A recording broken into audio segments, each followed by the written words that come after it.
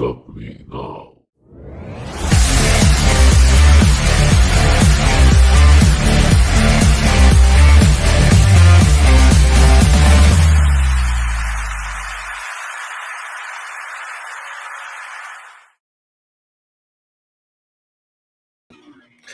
What is going on, y'all? You already know what time it is. It is time for the most uncut, unfiltered, and uncensored sports talk show you will find on social media.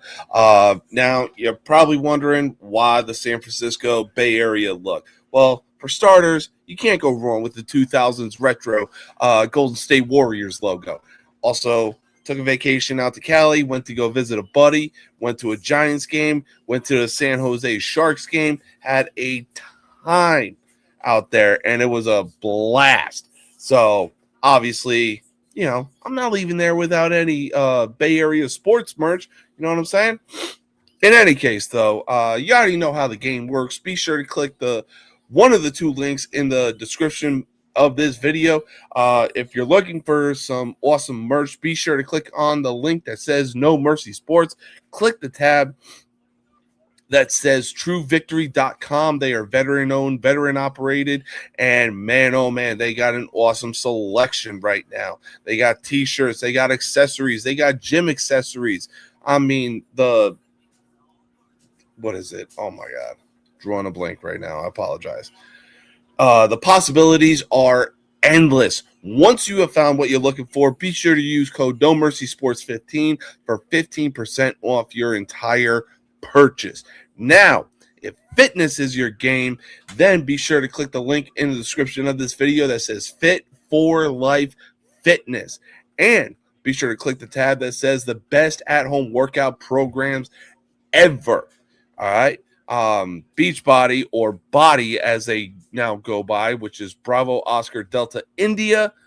They are awesome. They have a ton of workout programs, whether you want to go on a stationary bike and do something with that, whether you want to run on a treadmill, whether you want to hit the weights, whether you want to do body weight, which is insanity, or if you want to do a combination of HIIT, they have that as well. The possibilities are endless with the Beachbody app, or Body as they now go by.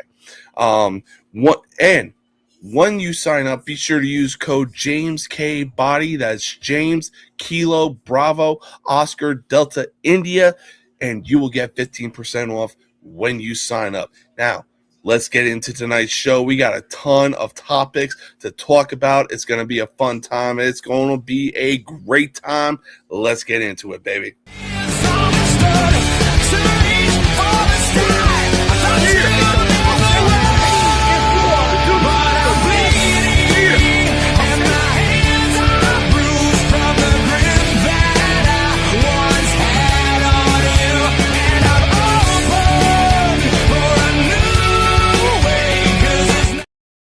All right. Let me talk to you. Why? Because, ladies and gentlemen, we are live. And I already got somebody backstage waiting to come on to this show. He's been dying to talk about a few subjects that he needs to get off his chest. Here he is.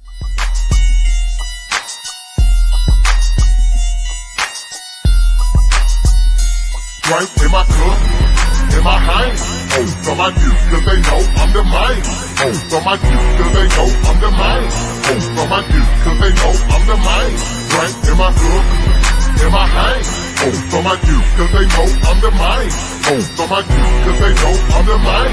Oh, from my youth, cause they know I'm the man.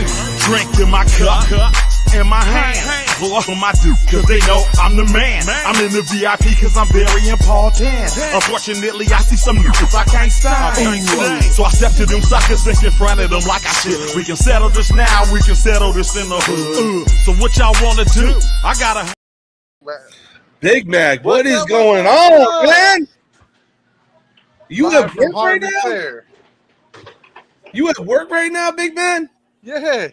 Oh my God. running Harvest Fair. That's awesome, dude. That is awesome.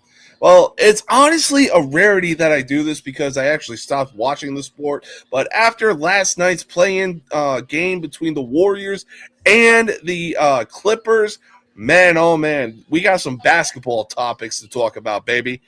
So I honestly think it's safe to say that Doc Rivers might be the most overrated head coach in NBA history because, wow, this dude, when you have the Greek Freak as your face of the franchise, what's up, Terry?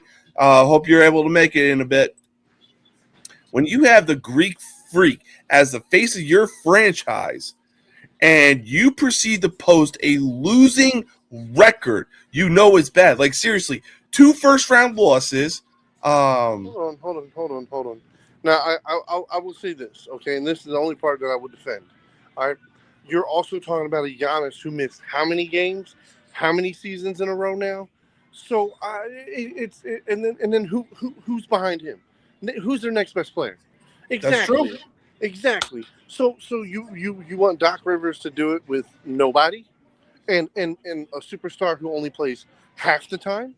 No, I mean that's what I'm saying. Like, this is much more about Giannis than it does Doc Rivers. Doc Rivers is a great coach when he has a team to coach, but he's had no team to coach. Okay. Yeah. As far as the Milwaukee goes, now what he did with the Clippers, he had a chance with the Clippers. I give it to you. His time has definitely run over. Yeah. But at the same time, he can be a very good coach for a couple different teams that need coaches. So it's not like he is a scrub. He's a bum. He's no longer good. No, it's his voice gets stale, especially when you don't have anyone that's gonna deliver what he wants. Yeah, and that's honestly the question I was going to say. Was it any surprise that Doc Rivers parted ways with the Milwaukee Bucks as the head coach, and now Milwaukee is on the search for a new head coach? Yeah, I mean, I feel like that's pretty mutual because he knows if without Giannis, they're not a competitive team. They're not a competitive team. They're a rebuilding team. So, Yeah, they went 32-50 this year. Yeah. Exactly. Now, here's my whole thing is now imagine if Giannis didn't start at all. What I mean, what are they going to lose? Another 10, 15 games?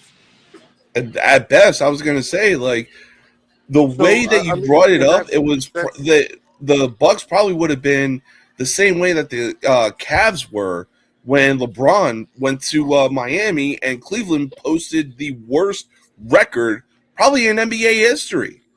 No, wait, that's the Bobcats. Yeah, I mean, it's one of those things, man. The NBA, you are not going to flourish in the NBA if you do not have talent. Yeah, absolutely. It's that simple. And like you said, you can be the greatest head coach ever. You know what I'm saying? Like Pop could come back, be 100% healthy and ready to go. And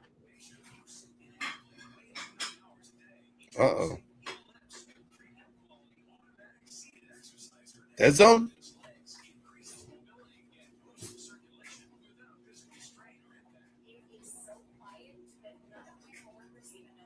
Yeah, it looks like a dead zone.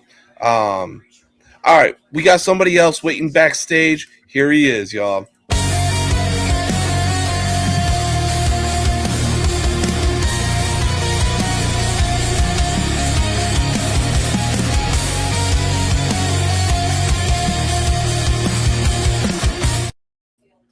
Attention all Harvester shoppers and employees. The time is now 8:45. All right, let's try this again. We got somebody else waiting backstage. Here he is, y'all.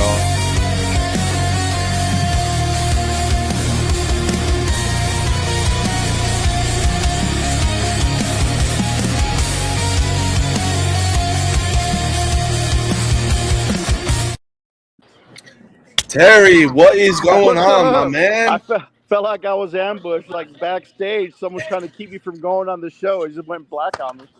it's because somebody called me. I'm using my phone. No, I'm talking about me. Oh, okay. I honestly thought you were like in a dead zone at the grocery store, and then my dog. wife want to blow my phone up and call me, and I'm like trying to keep talking, but my phone starts glitching. I'm like, damn it, woman. Why you call me now? Dude, trust me, my wife does the exact same thing. You're trying to call me, but I'm in the car jamming out. Where'd James I go? always mess with my wife with that, and I hear like Metallica on the radio. I tell her I don't answer the call. I told her you don't interrupt Metallica. I've known them longer. I'm gonna use that. Hell yeah. Here's your buddy, James. What's up, puppy? Here he jumps clear over me now when I'm sitting on the chair. Oh dear God! Yeah, he's about 50 pounds now My God! at 5 months. 5 That's a months big and he's boy. 50 pounds. This well, I guess his dad, the champion pedigree chalk lab. I guess his dad was about 80, 70 or 75, 80 pounds. Okay, that's not bad. That's not bad. I had a really fat one at one time. I had a black lab. He was for most of his life he was about 180. Dang. Yeah. Now, mind you, his head was about 3'8". So the top of his head from when he was standing up was 3'8". He was a big fucking dog. Damn. What kind of dog was he? But There you go. all right. So we were talking about Milwaukee and Doc Rivers.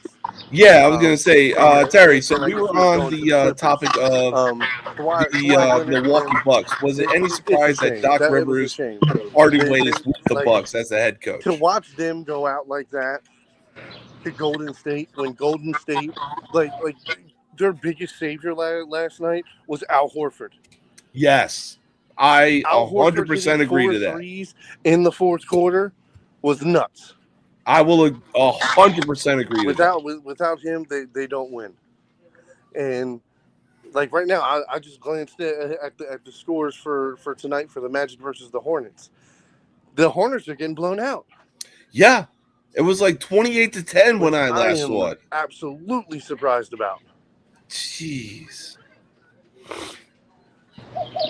So you asked me earlier if I'm surprised about the Doc Rivers firing, or Yeah, are you surprised by that? No, it was just how. What are your thoughts on it? Was it Doc Rivers' fault? Was it Giannis's fault? I would honestly, I'd probably put the blame on both, because I think Giannis is kind of turned into a kind of a diva now. But however, I think the game is passing up Doc Rivers, and like Max said earlier, it seemed like for Doc Rivers to succeed, he had to have a stacked squad, like when he started with the Celtics. Yeah, no, for sure. And Giannis has been the guy. Then it was the 76ers. Then it was the Clippers. Everywhere he's gone, he's had 2 or 3 chess pieces to play with and to move around. Having that is, yes, you know what I mean? Like a great coach, it can make you even better. But again, that has been my biggest thing with him, is that if the talent is not there, he's not there. Mm-hmm. No, that makes sense. And right now, Giannis is literally the only dude that the Bucks can really rely on. I said Giannis is really the dude that the Bucks can really rely on. He's the franchise player. He's probably going to play there his whole career, just drain him of money. Unless he takes a pay cut to add more talent to the roster. Yeah, no, I completely agree. No, he's getting traded. He's not going to be there. I was actually just about to say, so for the Bucks, obviously their season is over. But it really wouldn't be. I gotta go open the back up and get for the truck. All right. Give me a few minutes. I'll jump back on if I can. Yeah, I got you. Yeah, Doc so just broke my ankles trying to get the glove out of his mouth. Shit. Yeah, so with the Bucks, their season is over, and it really wouldn't be any surprise if Giannis would request a trade. And I can't hear you. What? Can you hear me now?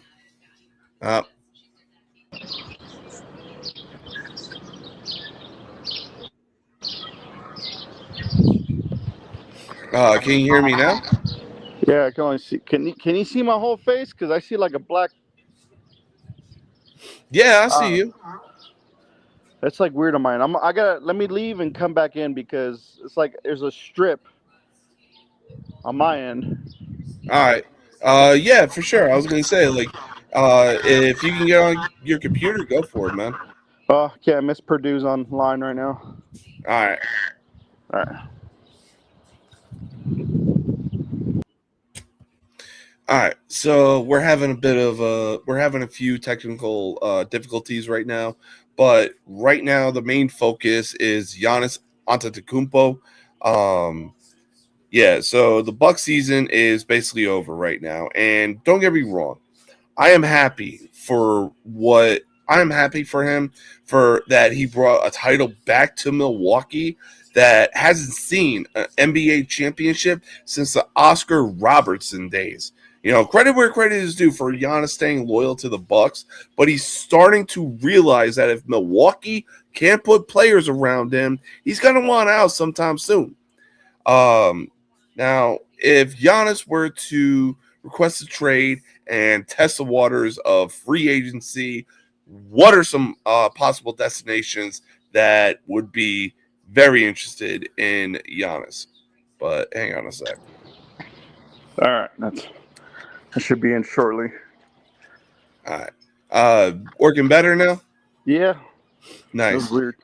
Yeah. But yeah, so what are some possible destinations that you could see Giannis going to if he requested a trade from the Bucks? I would say a West Coast, or not West, a Western Conference team. Maybe a team like if we're going with the team that already kind of has weapons there, I would say That's not a bad take. dang. I don't even know. To be honest with you, this is kind of a hard one because wherever he goes, obviously he'd be starting right away. Mm-hmm. And I'm trying to, is he listed as a power forward or small forward? Let's check.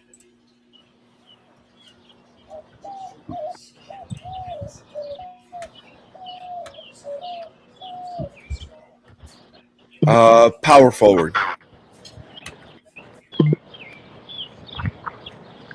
This would be a crazy reach. But what if you were to go to San Antonio Wemby? Ooh, that's not a crazy reach at all. Be Twin Towers 2.0. Yeah, it really would. I mean, I'm not trying to get biased just because I came back from Cali, but You're gonna say Golden State, aren't you? Yeah. Jesus Christ. I thought you were gonna go like Sacramento for a second. oh fuck no. Sacramento is like the LA Angels of the NBA. They've had so much talent and did nothing with it. Their best chance was 2004 when they Yes. had Jason Williams and Chris Webber. Yeah, I will 100% agree to that. Get off of that damn thing. Sorry. Nah, you good, man. But so we're gonna stay on the dear God. Yeah. Incoming missile. But so we're gonna stay on the topic of basketball right now. And one thing I saw when I was watching one of the shows on ESPN was that leading up to the play-in tournament, they showed that on this day 6 years ago, the Warriors won the 2016 Warriors won their record-breaking 73rd game to go 73-9, and unfortunately, RIP Kobe. So it got me thinking. It really sucked that the 2016 Warriors didn't bring home a title, but KD would go on to shock the NBA world by joining the Warriors after the Thunder blew a 3-1 lead to the Warriors in the playoffs. Now, the 96 Bulls were a different breed when they were running the 90s. And 72-10 was, and always will be the most impressive record that the NBA will see for a very long time. Oh, very much so. However, the 2017 Warriors had some very high expectations going into that season, and they shattered it. So, with that said, in a 7-game series between the 96 Bulls and 2017 Warriors, who's taking the series? Bulls in 4. Ooh, clean sweep. Yeah, I think the talent gap is there's a big difference there. Now, I mean, think of it this way. This would kind of be the good comparison. It'd probably be a bad one because I'm thinking of when the Lakers beat the Sixers. I think the most maybe the Warriors would get 1 game. I'm going to be generous and say 2. Because you bought the hat and they're sponsoring you now, you little sellout. Well, no, I'm saying Steve Kerr is the head coach. He was also a part of the 96 Bulls, so he knows how that offense is going to be run. So in my opinion, the Warriors get 2 at best. But how's that going to play out then? He's under contract with the Bulls. He can't technically be coaching the Warriors. You know what? That's true. Okay. Yeah, so if we're taking Kerr out of the situation as the head coach of the Warriors, putting him in with the 96 Bulls, I'll give you – I'll agree. 1 game at best for the Warriors. Yeah. So, because, I mean, I think Pippen would shut down Draymond. mm-hmm. Or Rodman would shut down Draymond. I was going to say, there you go. Yeah. It'd Rodman be shuts down Draymond. I think Pippen has a fairly easy – I mean, he's probably just let the guy shoot outside all the time, but I think Pippen one-on-one would take Thompson. Now, Ron Harper is not going to stop Curry, I don't think, so he's probably going to have help from Jordan. Nobody's stopping Jordan. And we'll say – you said 96, right? Yes. I mean, the centers would probably cancel each other. Who was the center for the Warriors? Luke Longley. No, for the Warriors. Oh, shit. Because they just might cancel each other out if nobody really knew him. I mean, people knew Luke Longley, but he wasn't like a dominant force by any means. But he was, to me, he was a smart player. Like, he knew his role and he executed it. And it just basically gave Jordan the ball. Basically, yeah. Rebound, get him the ball. So we got Zaza Pachulia and Damian Jones, but I honestly think that Longley, I think Luke Longley would beat him. yeah, and then also JaVale McGee. Okay, I'd probably give the edge to McGee. Yeah, I'll agree to that. Yeah, but I mean. The centers we know are no more. It's like the NBA is no longer a big man league. Well, yeah, because we got big men pulling up from like 30 feet out. Yeah, that and it's like it seems a lot of teams go with the 2 guard, 3 forward set. Yeah, like we got Draymond out here playing center basically. Yeah. So that's not his. Yeah, no, I'm 100% going with the 96 Bulls. Yeah. But, I mean, look, this logo is a top 5 logo of the 2000s. That is a clean one there. Yeah. I was going to say, top 5 logo of the 2000s. It's not even close. You should have got the 80s Warriors hat. Ooh, yeah. Not the one with the basketball and the state outline. The one that just said Warriors, like I'm talking to Chris Mullin, Tim Hardaway days. Ooh, okay. I think I saw that, but I was just like, no, I'm going to go with what they're rocking right now. And then I saw this one as well. I'm like, got to. I think Curry got drafted under that logo like a year or so before they changed it to their current ones. Yeah. Because he got drafted in 2009. Yeah. And then about a year or two, maybe 3 max. That's when they changed their logo. Yeah. So, but we're gonna move on from the professional. We're gonna go down to college. Look, I get it. Losing is one thing, but for UConn head coach Gino Auriemma, when you've won 42% of the national championships in the last 16 years, I want to say, why get salty over the fact that the other coach would not shake hands with you after the game? His resume at UConn is something no one is touching anytime soon. Now, despite the loss to South Carolina in the tournament, will women's UConn basketball go down as the greatest college basketball team of all time? Well, I mean, that I'd say right now, yes. I mean, before that, I would have said the Lady Volunteers Ooh, solid pick. with was it Coach Sumlin, right? Pat Sumlin was her name? No, Pat Summit. Pat Summit. Okay. Yeah. But yeah, UConn is definitely top one with that one, and I hope that with the women, UCLA women's winning, I hope that they're able to reload and just not be like the flavor of the month. And Oh yeah, no, the UCLA women's basketball team, they were on a mission in this tournament, and it really showed.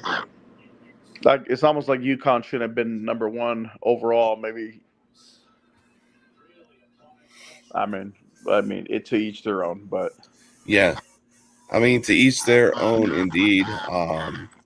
Yeah, I But really that think was that crazy though. 4 number 1 seeds in the Final Four. yeah, no, it really is. But I mean, it really shows like, yo, who is the legitimate number 1 team or who is a false number 1 team? I mean, I can imagine if, say, one of those teams didn't make it, how badly embarrassed the other teams would have lost. Like, say, 5 through the rest of the field, Yep. because those 4 really separated themselves from the rest of the pack compared to the other teams. Oh yeah, no, hands down, not even close. But all right, we're gonna take our first commercial break. When we get back, we're gonna get into some baseball talk and some hockey as well. Stay tuned. We'll be right back in just a minute.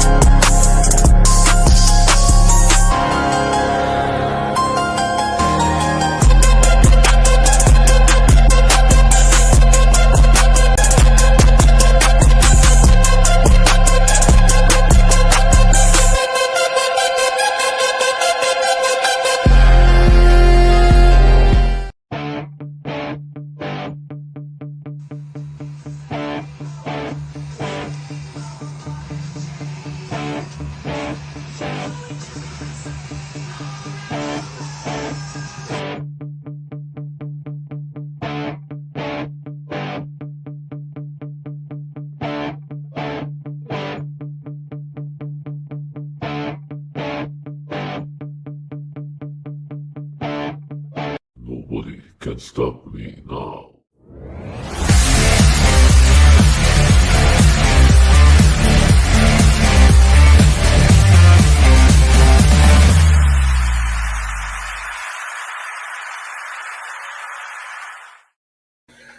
All right. Welcome back, y'all. Welcome back.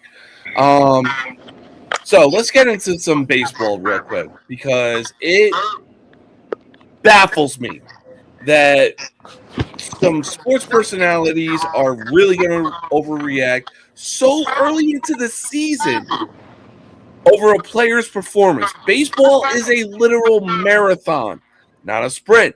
There is a reason why baseball is 162 games long and not 17 weeks long like football. Records can flip on a dime, and teams, and right now, some teams in the standings that are where they are isn't really all that surprising to me. Except the AL West, because damn, I didn't have the A's having this type of record to start 20 games into the season. Regardless, though. Is this one of those buy or sell situations with the A's? It probably is, because right now, the last I saw, they were sitting at 10-9. That is pretty good for the A's. Yeah. I think there's second place in the AL West.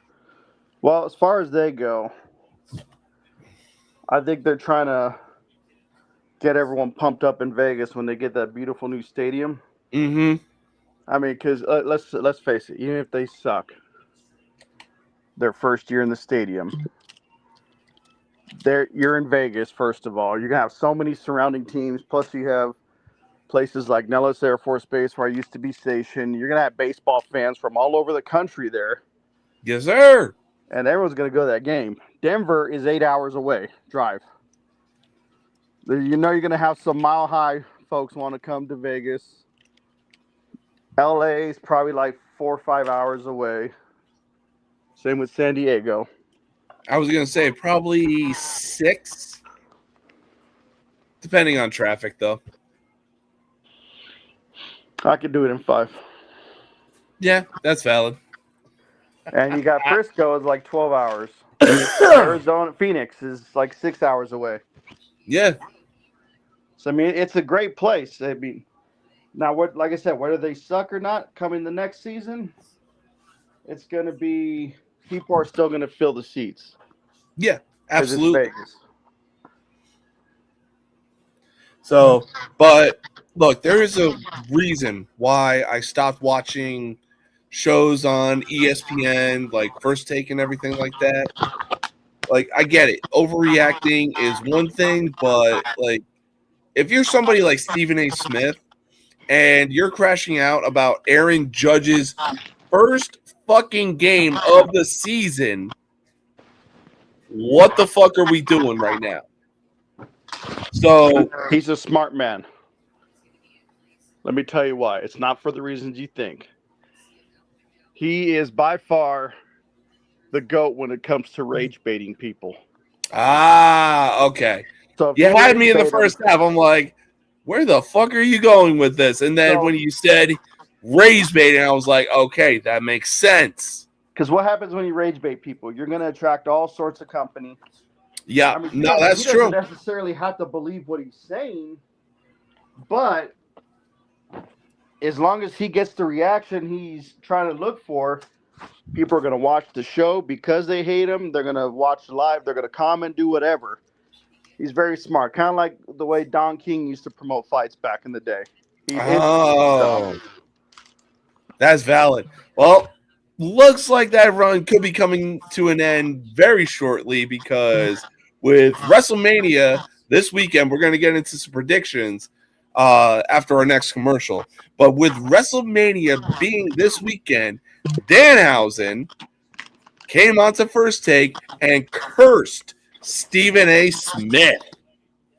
He about to learn the hard way how real that curse is if you watch WWE. So is hairline going to go back further?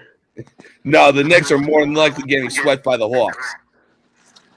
Oh, he would hate that. Or the Well, Giants he's also trade expressed how big a Knicks fan he really is, and the Knicks had one of the best records in the Eastern Conference. We've seen that story though before. That's true. That is very Look at true. last season. I only said they were going to go to the finals last year. Yeah. And then Indiana went and did their thing just to be embarrassed by the Thunder. Yeah. No, very true. All right. So we got one more person waiting backstage. He is the host with the most of the most villainous podcast you will find on social media. Here he is. I'm a bad guy, the one you love to hate. Andrew Anderson, spitting truth that just can't wait. Got a podcast, like a punch right to your face. College sports villain, taking it over the place. I bring the facts whether you like it or not.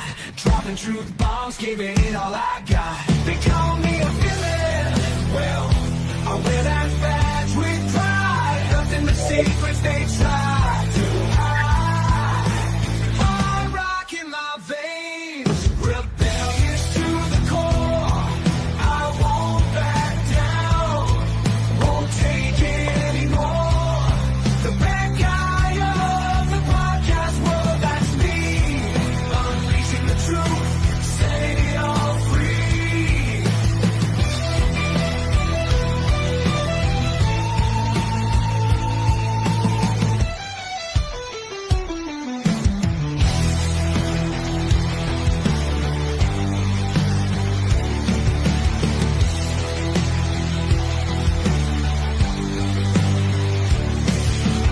Unleashing the truth. Andrew, what is going on, my man? How you doing? Good. I'm gonna be on here for a little bit. I got to get up at 4:00 in the morning, but I wanted to hop on for a little bit. All right. Yeah, sounds good. So we're going to recap two topics that we talked about in the first part of this show. 2017 Warriors versus the 96 Chicago Bulls in a 7-game series. Who takes it? That's crazy talk. The 96 Bulls take it in 6. I don't. I mean, I gave the 2017 Warriors 2 games as well. Yeah, that's how I think that would go down, 4-2. I said 5. Next up, look, despite losing, I get it. It's part of the game and everything, but crashing out over the fact that, Dawn Staley didn't shake your hand. Like, Gino, what are we doing right now? You got a resume that is untouchable in women's college basketball. In general college basketball. Having said that, though, if Gina Auriemma steps down, will UConn women's basketball go down as the greatest college basketball team of all time? Yes. I mean, that was a 40-year run there, man. That will never be matched. That was. So yeah, that's the greatest stretch of women's basketball history.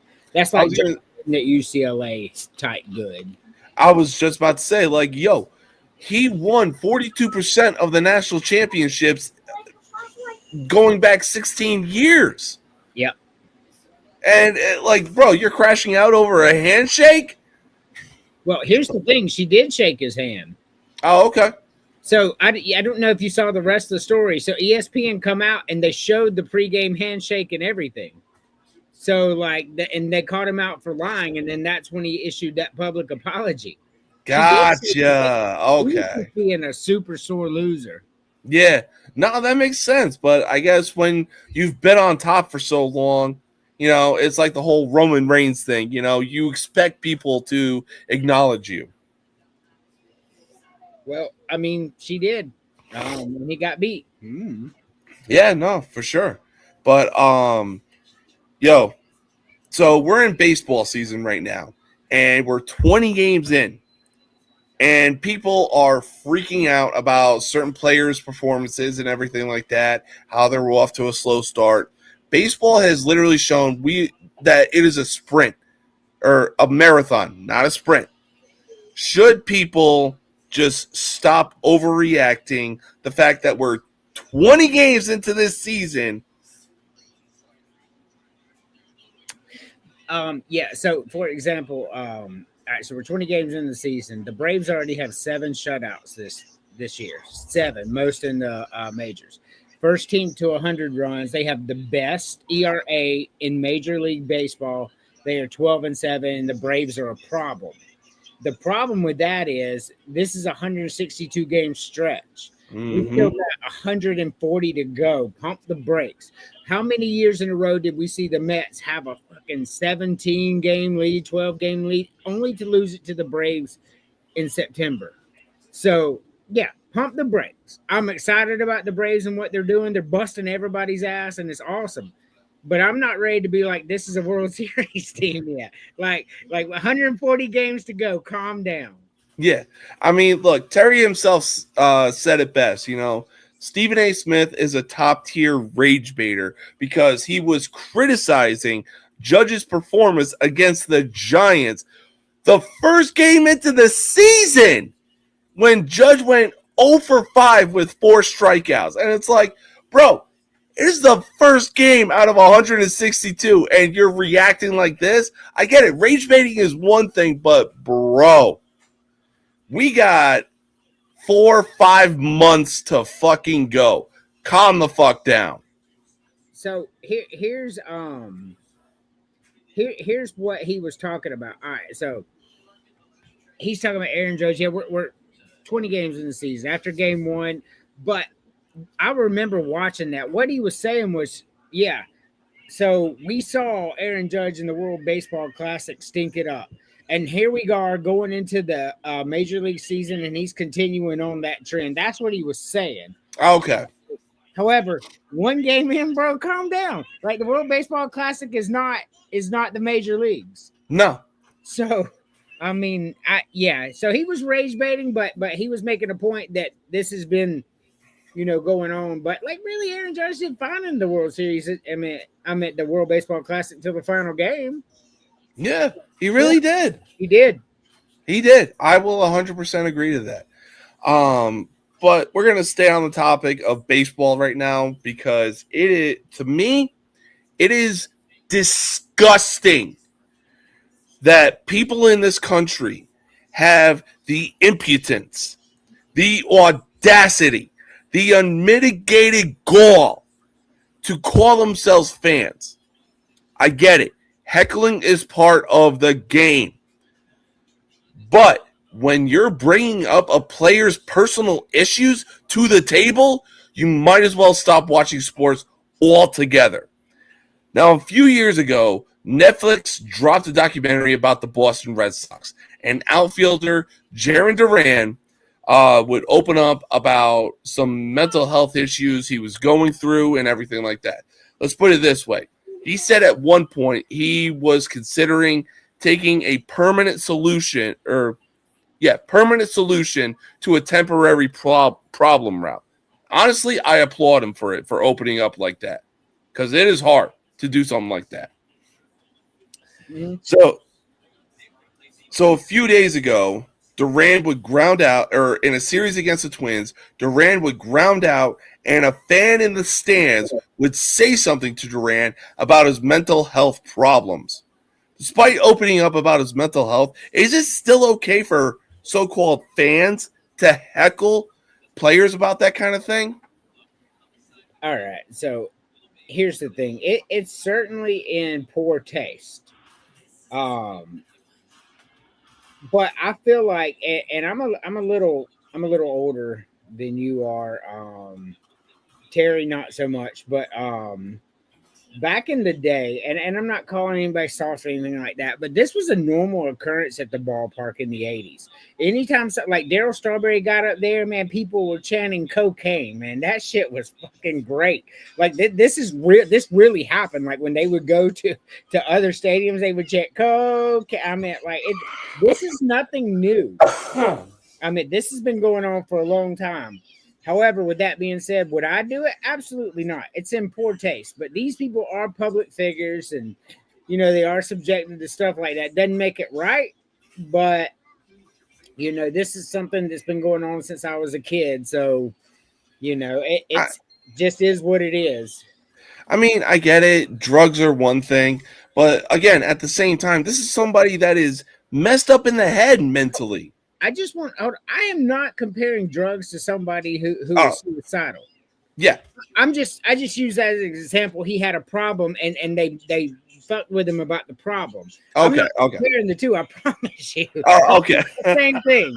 Like James got real he was like, hold on, man. I'm like, drugs? Mental health? What are we doing? I'm just saying, like, when they find something out about you like that. Yeah. They always used it, is what I'm saying. Yeah. No, that makes sense. Dude, man, I'm not that kind of guy. Jesus. To me, it's like if they're going after, like you said, it's in poor taste. Of course, they're gonna say stuff like that. But like to me, if that's your big, heckling weapon, I mean, I guess you lack depth if that's what you're gonna go with the whole time. Like, oh, I'm gonna say one thing to him about his mental health. Probably tell him to go kill himself or something. That'll be a laugh, won't it, folks? But yeah, there's so many other creative ways to heckle. Yeah, I mean, honestly, that's why there's a content creator I follow on social media, and he does this like polite heckling thing, like one that has really stuck with me, and I absolutely love this one. Is like, oh hey, so and so, I hear your favorite character from The Office is Toby. I'm like, Toby is a hateable character, so that ain't bad. I said that to a Giants game, or to Bryce Harper at a Giants game, or during our trip to Cali, and two people were like, thought I said something so evil and diabolical. I'm like, Toby is a hateable character on The Office. Fuck we doing? So I will tell you some heckling that I've done once, and it was so like I was at the Greenville Braves Stadium. I was probably 10, 11. I'm there with my mom and dad, and fucking one of the guys, I think it was Tommy Gregg, because he was our first baseman. He popped up 3 times. So he came up, he was coming up to bat the 4th time, and I'm like, you can hit the ball on the ground if you want. My mom said, shut up. There was another good one. I saw this dude say, let's be honest, fitted sheets are a pain in the ass to fold because you basically just ball them up and throw them to the side.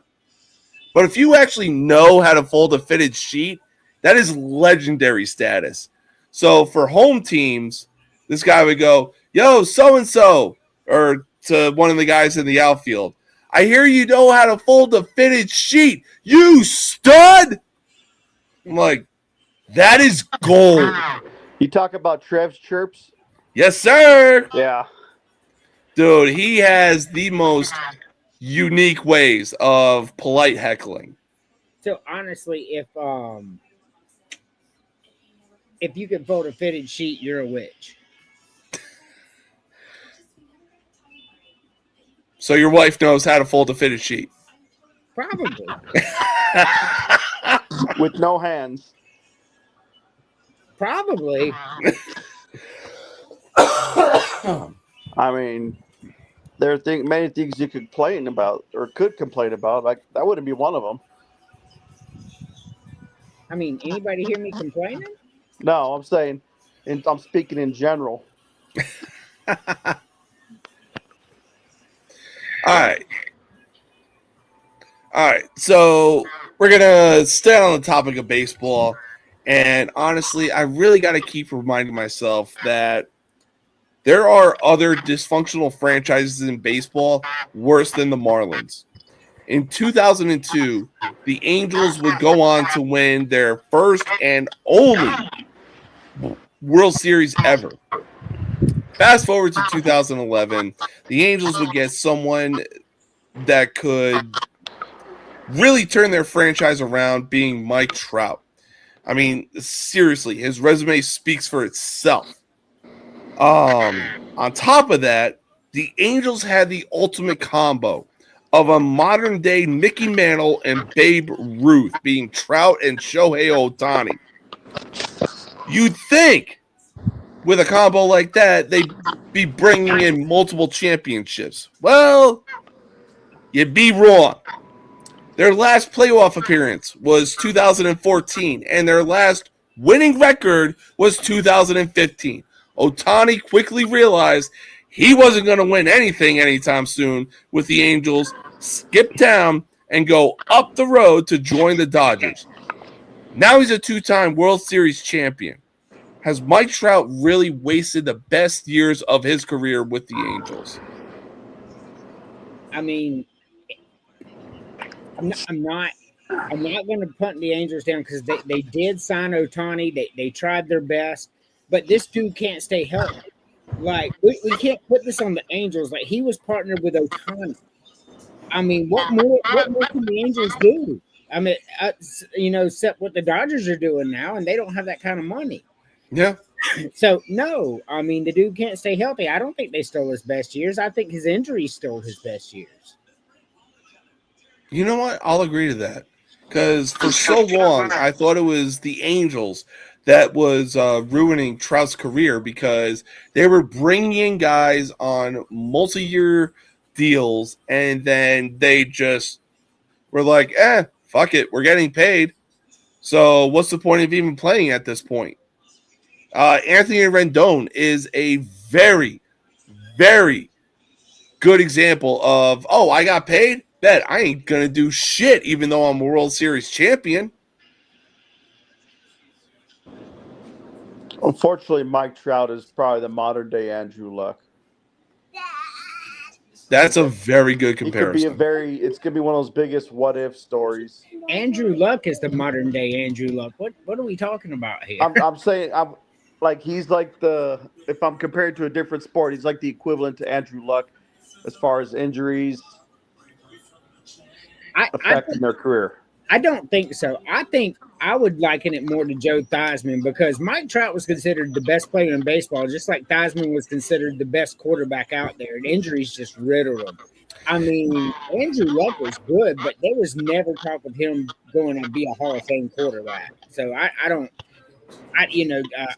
think Trout's going to be in the Hall of Fame. Mm-hmm. He's earned it, even though he had injuries. Like I don't know, man. That just. Well, keep in mind, Theismann's career was unfortunately cut short due to a freak accident.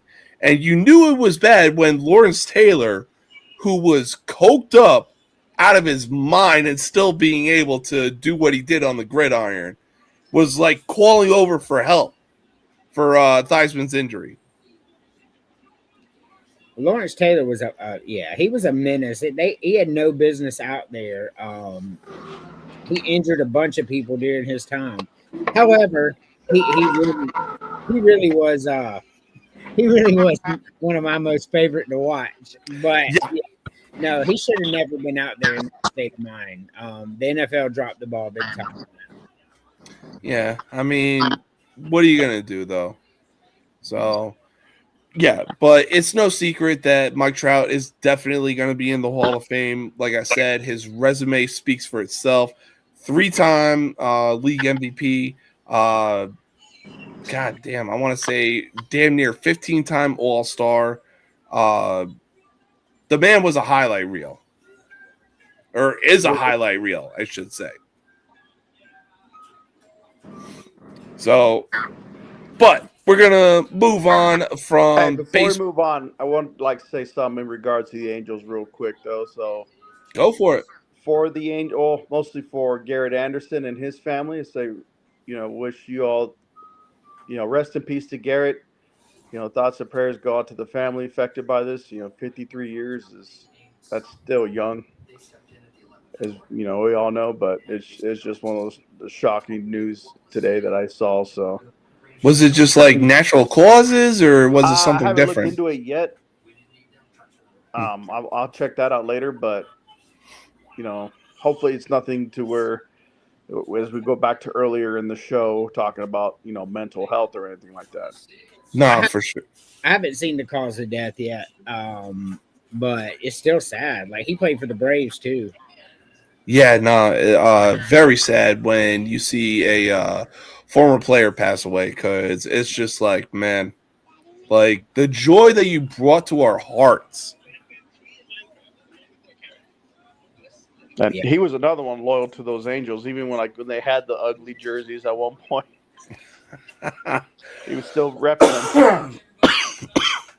Are you talking about the A with like the wing on the side? Yeah, I mean, back then I wasn't a fan of it, but like now it's just like, okay, I could dig it now, but like back then it was a lot of people hated that design. I mean, I like the navy blue one with the A. Ooh, Talking okay. like the '80s Angels, and before they went to the CA look. Yeah. Well, I was gonna say I actually like the. Go ahead. What's that? No, I just said that CA looks my favorite. So, but continue. Sorry. I was gonna say I really like the A with the wing on the side of it, because again, I was born in 1990, so I'm looking at this like, damn, that's actually pretty cool. Yeah. You're closer to James's age than mine. By a good bit. Oh man. All right, so we're gonna step away from baseball and we're gonna go into something that is just so electric. It's one of the top 5 playoff atmospheres that was, and always will be untouched. The race for the Stanley Cup playoffs is on right now. Now, looking at the bracket, not too surprised by who's in the playoffs. We got the Colorado Avalanche, we got the Boston Bruins, Pittsburgh Penguins, Philadelphia Flyers, but there are a few teams in the Stanley Cup playoffs that actually surprised me, being the Buffalo Sabres, Anaheim Ducks, especially with their recent draft pick being McQueen. Like, damn. So you said you said the Sabres surprised you? Yeah. The Sabres are good. They might win it all, man. Yeah, I mean, we'll see how it pans out. But we also got the Tampa Bay Lightning in the playoffs as well. Well, guess who's not there that's not going to three-peat? I was just about to say, with the Stanley Cup playoffs set and the Panthers being eliminated, can the Lightning keep Lord Stanley in the Sunshine State, or will another team be hoisting the Stanley Cup? Another team. Go ahead. Another team for sure. My prediction is probably be crazy because I'm going to be biased on this one, but I'm going to say Sabres and Kings just because I have a good friend in Buffalo and I know him and I are going to go at each other's throats the whole series. Well, that, and you also want to see Kopitar go out on top. Yeah. Which, respect. I get it. I'm gonna say the Sabres or Vegas Golden Knights. I think those are the best 2 teams in hockey. This is a hockey. You don't know nothing about it. I think that's going to be your Stanley Cup Finals. I do. Vegas and Buffalo. If I had to like flip a coin between the two, I'm going to give the edge to Buffalo. I think Buffalo wins it all. So when you said like you were surprised they were there, I'm like, damn, that's my pick to win it all. You just shocked right now. Well, I mean, I didn't think they were going to be going on this kind of run, because it was like, well, we know Colorado, the Avalanche are going to be a very heavy favorite. We know the Lightning are going to be a favorite as well because they are champions as well. We got Pittsburgh with Sidney Crosby. We got the Flyers. We got the Bruins. Don't ever count out the Bruins. But honestly, I'm not surprised that Vegas is in the bracket this year as well.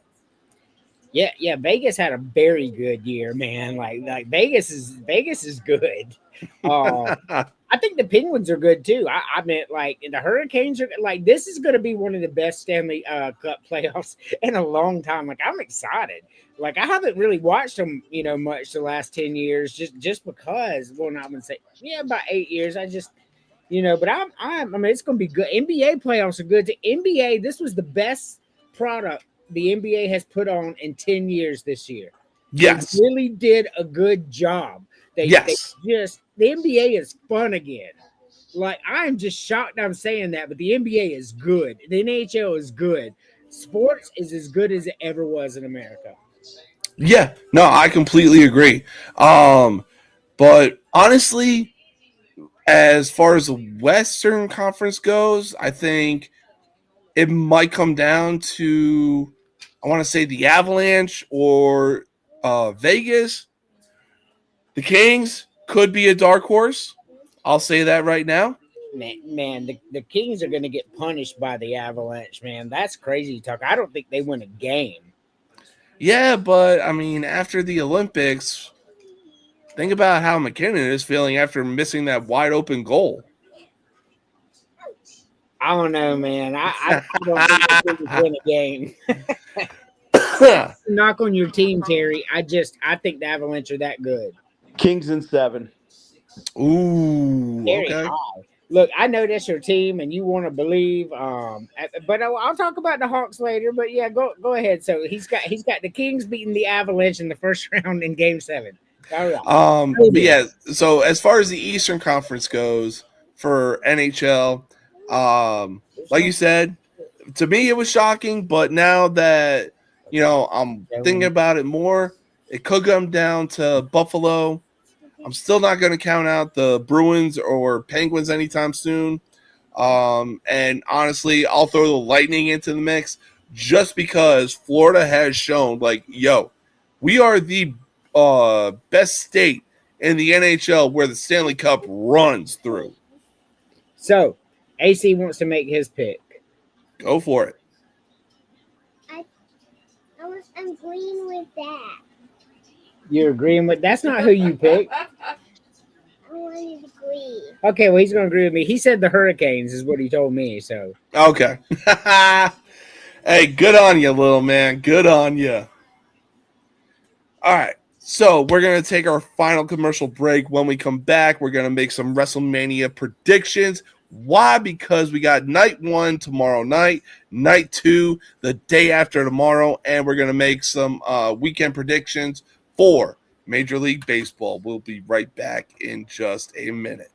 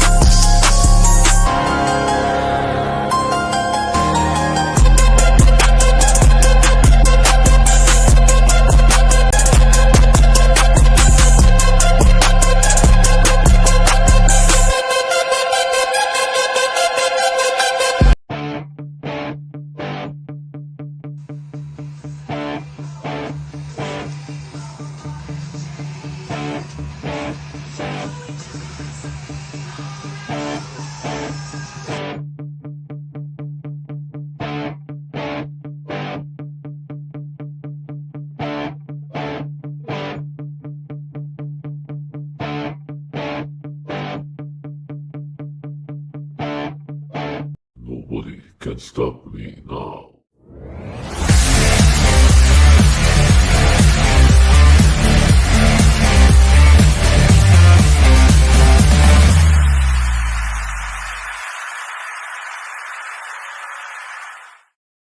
All right. Welcome back, y'all. This weekend, we got WrestleMania 42 back in Las Vegas. It is a 2-night event. It's going to be a fun time, and it's going to be an awesome time. Now, for night one, we're going to make some predictions with both nights.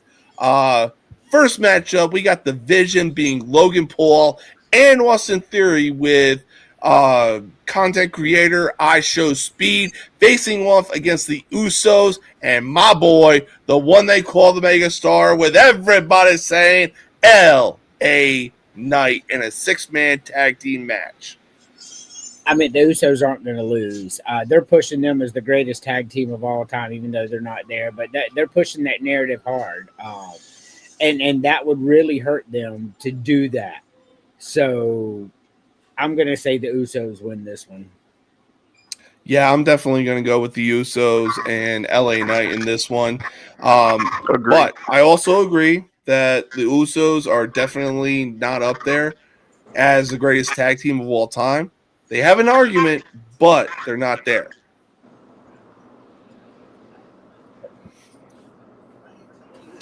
Terry, who are you taking? I'm also taking the Usos and LA Knight. Hell yeah. All right. Next up, we got Seth Rollins versus Gunther. I'm gonna go ahead. Oh, sorry. Go ahead. No, you go ahead. I'm turning his phone down. All right. I'm gonna say it's probably gonna be some outside interference in this one. So I'm gonna give the match to Gunther because I'm gonna say Braun Breaker returns and screws over Seth Rollins, so they could develop that storyline even more. That's not a crazy thing. See, that's funny. You and I think so much alike, Terry. So I actually have Braun Breaker coming back too, but spearing Gunther, giving him the L at WrestleMania to set up the Gunther versus Braun, because they're trying to push Braun so hard, and they've already pushed Gunther to retire these people. It's just going to be a good feud. I think that's how that goes down. So I think Seth Rollins wins. But wasn't Seth the one that took out Braun Breaker? Yes, but think about how storylines go. So if he just comes back and spears Seth Rollins, everybody's gonna be like, okay. So I don't know. It's hard to explain. I think he comes back and helps Seth. Yeah, no, honestly, I'm gonna have to take Seth Rollins in this one as well.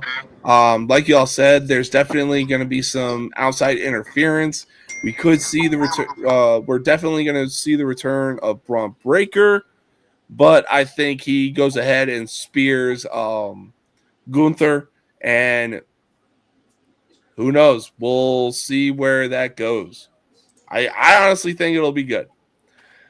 All right, now for the main event of night one, we got Cody Rhodes, the WWE champion, taking on Randy Orton with Pat McAfee in his corner. Now, if Orton loses, McAfee will leave the WWE or the professional wrestling industry permanently. You want to go first, Terry? You can go first on this. I'm thinking about it. All right. So for me, even in a recent interview, Triple H says you can't lose QB1 and replace him like that. He says you can't do that. So this is what it comes down to now. He's going to have to save face. I think Cody Rhodes loses WrestleMania to Randy Orton. I think they're giving Randy his last glory, and he deserves it. Let's be honest. And I think Pat McAfee. I think a few other people come out that Cody's been feuding with here recently. So I think that's how that goes down. I think Randy Orton hits a RKO, wins a title for the last time at WrestleMania. I think 15 will be the last one they give him. And that'd be very symmetrical too. 17 Cena, 16 Flair, 15 Orton, 14 Triple H. I think that's how that goes down. Give me Randy Orton. Yeah, I'm gonna take Randy Orton as well. But I think after this, we're gonna start to see a change in Cody, and I'm hoping this will eventually lead to a heel turn. Because I think at this point, kind of like when Roman Reigns turned heel, I think that kind of saved Roman Reigns' career because it seemed like everyone was bored of the face character. And I think Cody needs to be heel to kind of save his status too. I think too, and then start pushing someone else to be a new, I guess, the new face of the company, kind of. But I want to see a Cody Rhodes heel turn, but it won't be at WrestleMania. It'll be down the line. But Orton wins. Yeah, no, I'm gonna go ahead and finish off the sweep saying that Randy Orton will definitely get the win. This will be his last dance as WWE champion to mark off being a 15-time champion, and this will honestly be the start of Cody Rhodes turning heel.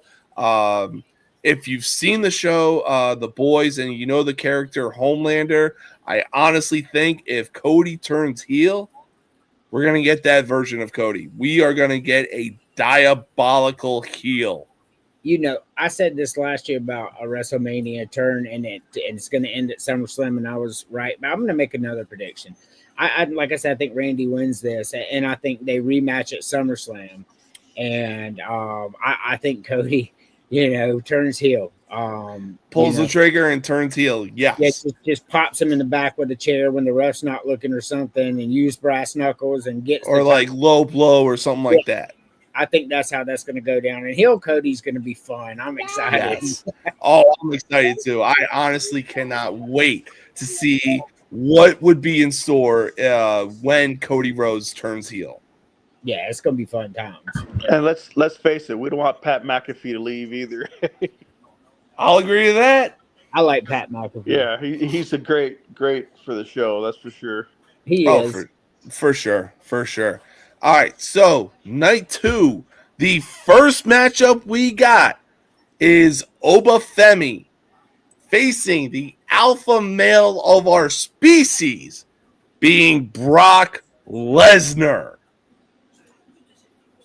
You want to take this one, Terry?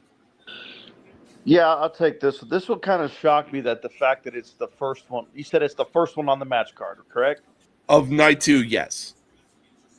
Like, does that just kind of blow your mind that I know, okay, yes, I know Brock Lesnar is basically part-time and winding down to this point, but for someone of his caliber and then what he's brought for the company, I'm not saying he should be main event by any means, but like at least a little further, like in the middle of the card or closer to the top tier, like or like co-main event. Yeah, like or not even that. Let's say the one before the co-main event. I'll agree with that. The fact that it's a non-title match, but it's like some of that caliber because I feel like it's gonna be a passing of the torch moment at this point. So I'm picking Obafemi to win this one, but I feel like it's a big slap in the face to Brock to have it this early to lead off the show. All right. I couldn't disagree more.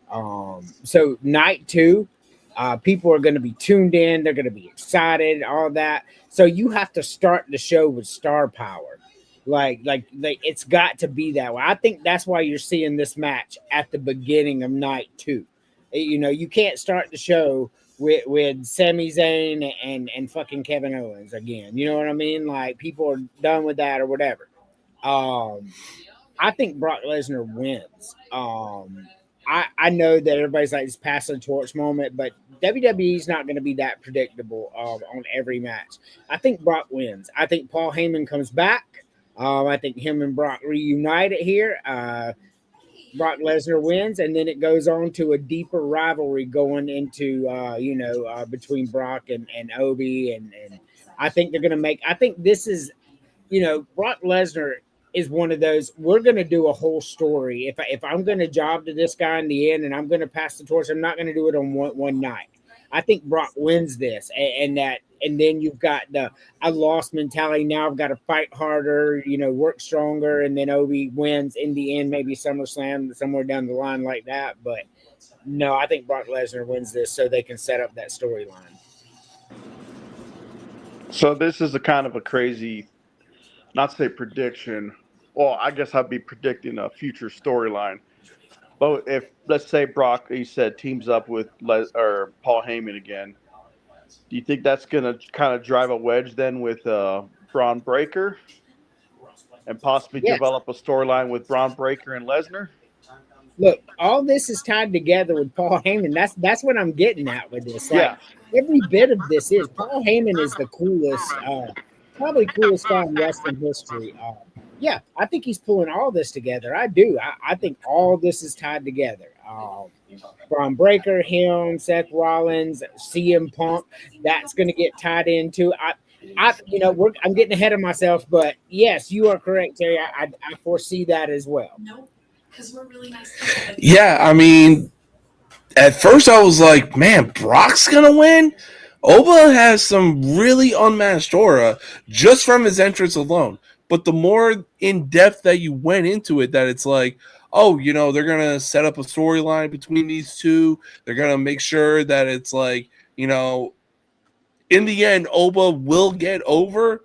But at the same time, it's like, yeah, a guy like Brock Lesnar is definitely not going to lay down to put someone over one night on something like this. So I do like that. They could set something up, maybe building up towards SummerSlam where it's like, hey, Oba's now over. He beat Brock. He got the best of Brock and everything like that. Having said that, though, I know this is the first match of night 2 and everything like that. I've been making comments on social media and people have said like, oh, that's stupid. But both of these guys are pushing 300 pounds and they have damn near 6-pack abs. I don't give a fuck if it is the first match of night 2. That fucking ring is collapsing with both of those behemoths. Like, oh, it's a 5-hour show. Yeah, well, you know what? They can spend the remainder of the 2 hours talking about night 1 as they get the ring finished. That ring is fucking collapsing. But I'm going to go ahead and take Brock Lesnar in this one. Sounds good. All right. Next up, we got the Demon Finn Balor versus Dominic Mysterio. Now, keep in mind, Finn Balor just got executed from Judgment Day recently. Well, he is very much alive. I think you meant to say exiled. Exiled, yeah. Well, you know what I meant. You want to start this one, Andrew, while I go laugh off camera? Yeah, I don't really know. Somehow Danhausen's going to come into play here. This is the match he's going to come in, and I don't know which way this is going to go. Give me Dominic. Finn Balor seems to be like moving toward the end of his career. Dominic's the new flavor of the month, so give me Dominic. I'm going to take Finn on this one. I don't know. I don't think Danhausen's going to interfere with this one per se. I think he's going to – it seems like he's got a little like a side story developing with iShow Speed as of recent weeks. So I think he's probably going to interfere in that match, which will lead to the Usos winning. But I think Finn Balor's going to – I guess this would be his complete face turn because everyone seems to love the Demon Finn Balor, and that's always been the face character for his gimmick. But, yeah, I'm going to take Finn Balor in this one. Yeah, no, I'm definitely going to take Finn Balor in this one as well. We saw it, as the weeks progressed and everything like that. And even when Danhausen came on to WWE, that it was only a matter of time before Finn turned face. So I'm going to take Finn Balor in this one. And then the main event of night 2 is for the World Heavyweight Championship between CM Punk and Roman Reigns. And I believe I saw something on social media. I don't know how true this is, but Roman said that if he loses to CM Punk, he is leaving WWE. Go ahead, Terry. Yeah, we know that's not going to happen. Well, first I'll say I got Roman Reigns in this one, but of course he's just going to want to bait people in to try to. I mean, everyone says they're going to leave if they lose. In the words of JBL, oh wow, that is not going to happen. I'm curious to see where direction they're going to go after this, regardless of who wins that match. As far as the developing stories in the near future, however, I got Roman Reigns becoming champ once again. Yeah. This is all going to come into play with Paul Heyman as well. So, like Paul Heyman, this WrestleMania is going to be about Paul Heyman. I'm telling you right now, he's going to put together CM Punk, Roman Reigns, because he's been with them both. Brock Lesnar, Seth Rollins. I'm telling you, this main event is going to be great. I'm more excited about this match than any match out there. Give me Roman Reigns. Yeah, no, I'll for sure go with the sweep as well. Give me Roman in this matchup. Don't get me wrong, I have liked CM Punk since he became champion, but Roman is on a mission right now. And honestly, we could see an interference from the Usos to make sure that Roman gets the title. We could even see Crash Out Jey Uso come back. Maybe. So, but we got some baseball games coming up this weekend. First up, we got Kansas City going into the Bronx to take on the New York Yankees. I heard the last part. Who's playing the Yankees? The Royals. Well, even if Aaron Judge goes 0 for 16 and Stephen A. Smith loses his mind, I'm still going to take the Yankees to win this series. So it's at Yankee Stadium. The Royals are 7-13. I mean, that's the Yankees already won tonight as well. Yeah, I'm taking the Yankees. Yeah, I'm going to take the Yankees as well. I mean, again, this is at Yankee Stadium. So, yeah, give me the pinstripes, baby. Next up, we got the Cincinnati Reds going into Minnesota to take on the Twins. You said Cincinnati and Minnesota? Yes. Ah, man.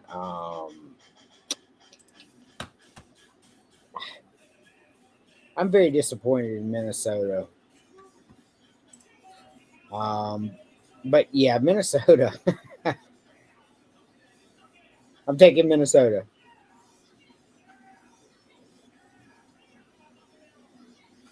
I'm going to take the Reds. I'm guessing at this point, but I'm going to take the Reds.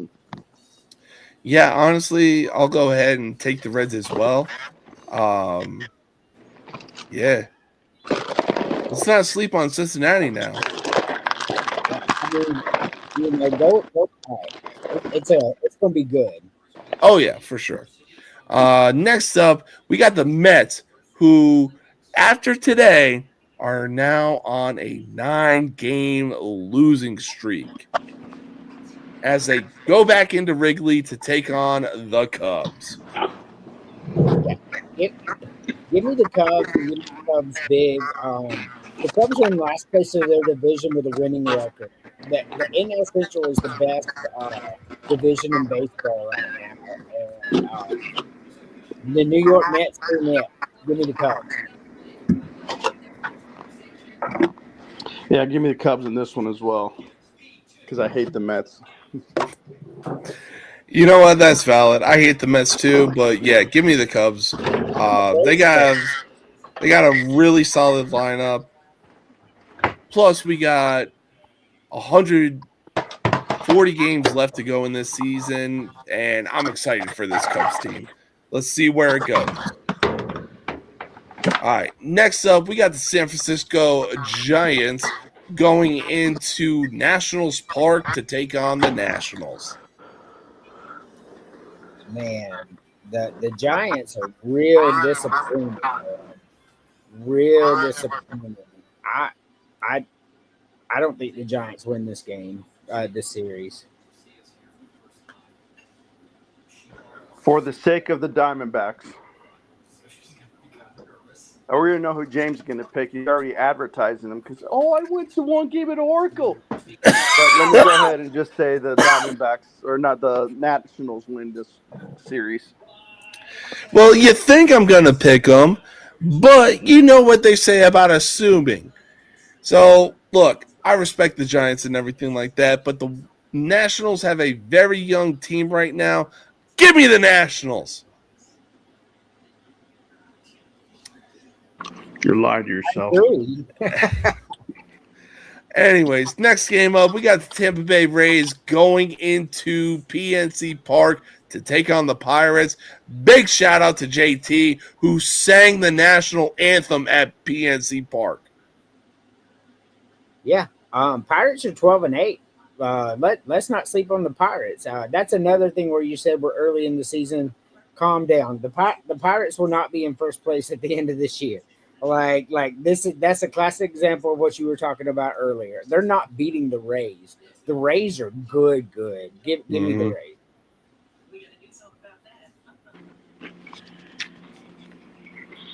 I will take the Pirates. Just because. I'm guessing. The Pirates are 12-8.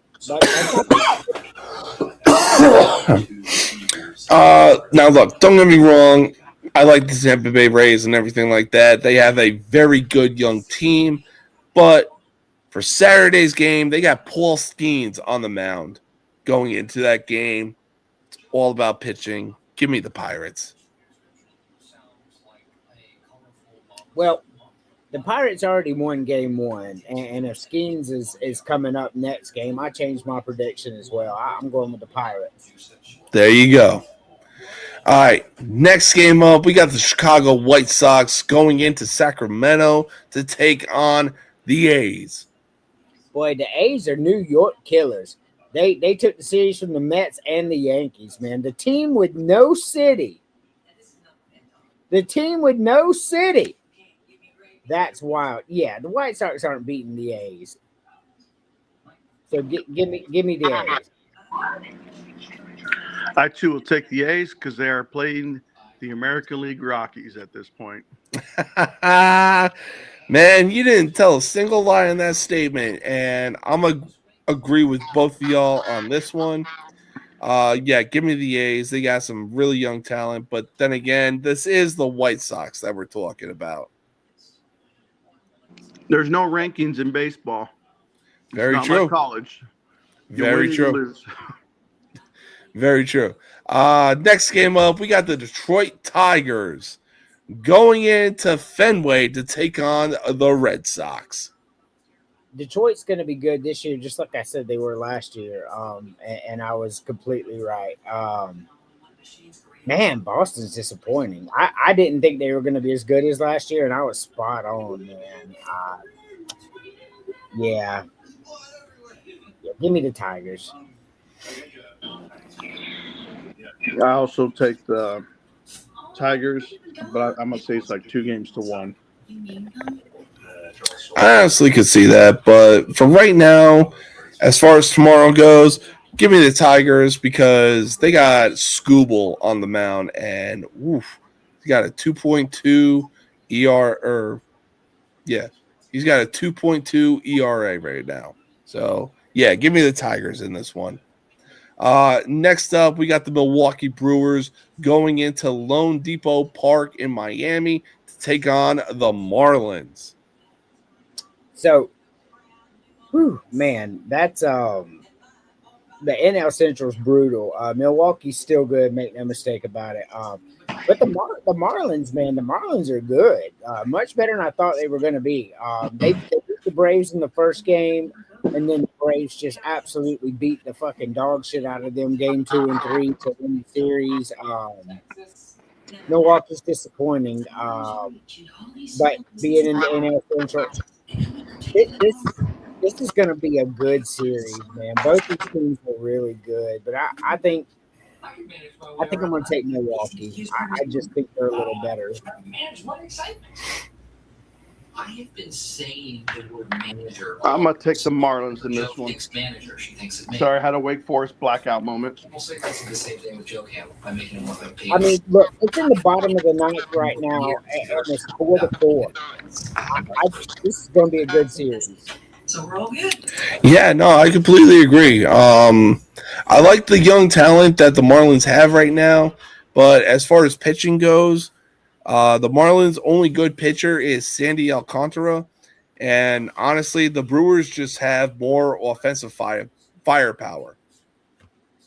So I'm going to take the Brewers in this one. I agree. Next, go ahead. I said I agree. All right. Next up, we got the Baltimore Orioles going into Progressive Field to take on the Cleveland Indians. Gosh, man, Cleveland, they're a tough team as well. They're 11-10. Baltimore's 10-10. Give me Baltimore. Yeah, for Mac's sake, I'm gonna also go Baltimore. Yeah, no, I'm gonna go Baltimore as well. Was Emily. Yeah, Baltimore just has a really good lineup as far as offense goes, and especially defense too. So yeah, I'm gonna go with the Orioles in this one. Next up, we got the St. Louis Cardinals going into Houston to take on the Astros. Oh man, the Astros! How the mighty have fallen. Yes, sir. Give me the Cardinals. Well, we know who James is gonna pick because we know he can't go against his religion, which is the Cubs. But I'm gonna pick the Cardinals as well. Man, you really thought I was gonna pick against the? You really thought I was gonna pick the Astros? Fuck them, man! Give me the goddamn Cardinals. Keep your voice down over there. You might shoot your ass. All right, next up, we got a NL East battle between the Atlanta Braves as they go into Citizens Bank Park to take on the Phillies. So the Braves are on the road. The Braves are the only team that have not lost a series yet. And let's go deeper. The Braves have scored 115 runs. The Dodgers have scored 105. Let that sink in because we know what the Dodgers are. The Braves' point differential is 54. The Dodgers is plus 46. Nobody's playing better baseball than the Atlanta Braves right now. And I know it's in Philadelphia, but just to go further down the rabbit hole, right? Because that's what we like to do. The Braves and Phillies, they started it off today. And the Braves won this game. The Braves won this game 9-0 today. Tomorrow on the mound for the Braves, Cy Young winner Chris Sale. The Braves are winning this series. All they got to do is win one more, and Sale's on the mound tomorrow. Feeling pretty good about the Braves winning this series. I never thought of him that way. Oh yeah, most definitely. They're definitely got all wheels spinning right now, and hopefully that will last even going into the All-Star break and doesn't let up for them. I got the Braves taking this series as well in a sweep. Ooh. Damn, in a sweep is crazy. But it's not that crazy. So I'm gonna go ahead and go with the Braves as well. The fact that their offensive firepower is the best in the league right now, and the fact that the Dodgers are 14-4, when you look at the lineup that they have, is absolutely insane. So yeah, give me the Braves in this one. Right. Not only do the Braves have the best offense in the league, they also have the best ERA in the league. That's a dangerous combination. Yes, sir. All right. Next up, we got the Texas Rangers going into T-Mobile Park to take on the Seattle Mariners. Give me Texas. Cal Raleigh for MVP. I'm just kidding. Give me Texas as well. Yeah, no, give me Texas as well. Yeah. Don't get me wrong, I like the Mariners just because I was stationed out there for about 3.5 years. But, I mean, look, as long as the Rangers have Bruce Bochy as their manager, I think they're going to be okay. Now, honestly, I really didn't think this game was going to be happening tonight, mostly because we saw a snow shower at Coors Field. But tomorrow we got the LA Dodgers playing the Colorado Rockies. I mean, that's not even a real question. I mean, why are we asking this? Give me the Dodgers in a sweep. Yeah. Dodgers might close the gap on the Braves for most runs scored in a season after leaving Coors Field. I agree. I agree with that 100%. I think they closed the 10-run differential in this series for sure. Currently 7-1 in favor of the Dodgers, by the way. I'm not surprised. I ain't surprised either. Dodgers in a brutal sweep. You can't be a pitcher in Colorado. They're just when has there ever been a good Colorado pitcher that does well at Coors Field? Yeah, that's true. Yeah, nah, for sure. Give me the Dodgers in this one. And man, oh man, I honestly wouldn't be surprised if we saw the Dodgers get into like football area type of scoring, like 14, 20 runs. You know what I'm saying? I agree. That's not far-fetched. All right. Next up, we got the Toronto Blue Jays going into Chase Field to take on the Diamondbacks, who are in a good position and within shouting distance of the Dodgers. Diamondbacks take the series 2-1. Ooh. Okay. They're going to let me down with the sweep on Sunday, probably. I mean, Blue Jays are pretty bad. So I'm not picking them. Give me the Diamondbacks. Thank you. Appreciate that. Yeah, no, for sure. I'm going to go with the Diamondbacks as well. They have so much young talent and just they got to do something with it, but I'm going to take the Diamondbacks in this series. They could trade some of it to the Diamondbacks. Very true. All right. Finally, speaking of shouting distance, we got the San Diego Padres. Shit, I just had it. We got the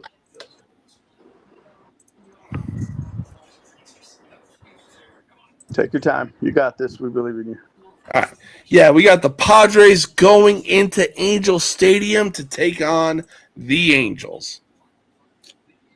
What do you think about the Angels right now?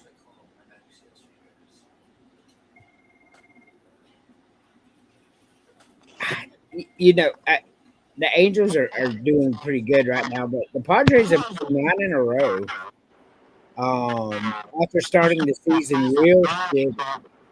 I mean, think about that. So, I mean, won 8 or 9 games in a row, and they're still a game and a half behind the Dodgers, but I give me San Diego. There's not a hotter team in baseball. Yeah, especially in the NL. Here comes my bold prediction. Oh boy.